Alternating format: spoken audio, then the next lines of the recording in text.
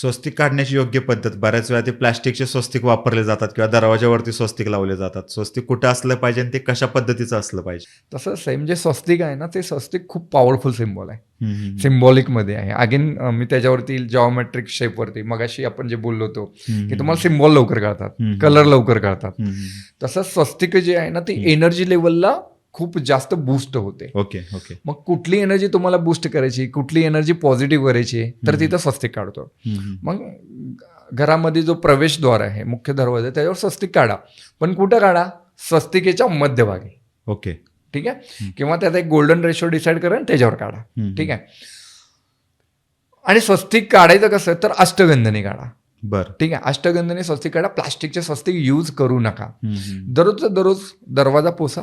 ठीक आहे. स्वस्तिक काढा. उंबरटा पुसा. त्याच्यावरती फक्त हळदीच्या पाण्याने उंबरटा पुसून काढा. पण उंबरट्यावरचे स्वस्तिक काढू नका. हम्म, हम्म, हम्म.